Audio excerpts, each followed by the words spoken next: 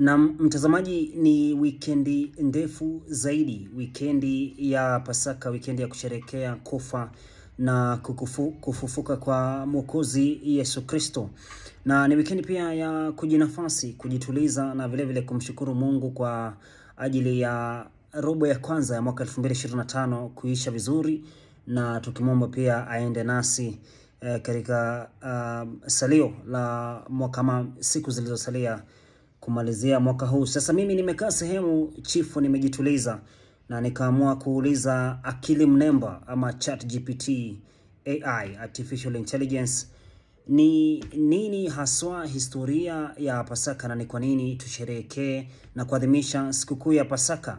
Na hii hapa ndo historia fupi ambayo akili mnemba imenipa, kwamba Pasaka ni sikukuu muhimu ya Wakristo ama kwa Wakristo kote duniani, na inaadhimisha kufufuka kwa Yesu Kristo kutoka kwa wafu siku ya tatu baada ya kusulubiwa kwake, kama ilivyoandikwa katika Agano Jipya la Biblia. Tukio hili linaonyesha ushindi na wa uzima juu ya mauti na ni msingi wa imani ya Kikristo.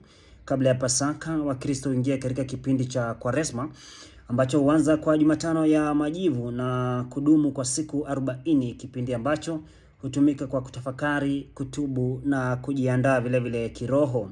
Pasaka yenyewe huadhimishwa siku ya Jumapili na tarehe yake hubadilika kila mwaka, kwa kawaida kati ya Machi na Aprili kulingana na kalenda ya mwezi. Katika baadhi ya tamaduni, Pasaka huambatana pia na ama ni alama ya uzima mpya na matumaini. Sasa hadithi yenyewe ni siri ya kaburi tupu, kwamba miaka mingi iliyopita katika mji mtakatifu wa Yerusalemu aliishi mwalimu mmoja wa ajabu sana aliyeitwa Yesu. Alikuwa na macho yenye upendo, sauti ya upole na nguvu zisizo za kawaida. Aliwaponya wagonjwa, aliwapa na chakula wenye njaa na kuwasamehe hata waliomchukia. Lakini sio wote waliopendezwa naye. Viongozi wa wakati huo walihisi wivu na hofu.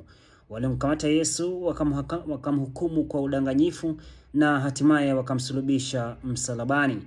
Marafiki zake walihuzunika sana na wakamzika kwenye pango na kuwekwa jiwe kubwa mlangoni.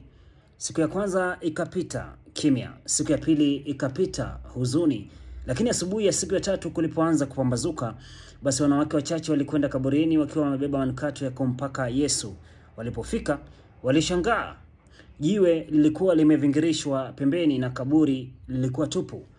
Ghafla malaika akawatokea akiwa na mavazi meupe kama theluji, na akasema kwa sauti ya furaha, na nukuu, "Msihofu, Yesu aliyesulubiwa hayuko hapa, amefufuka."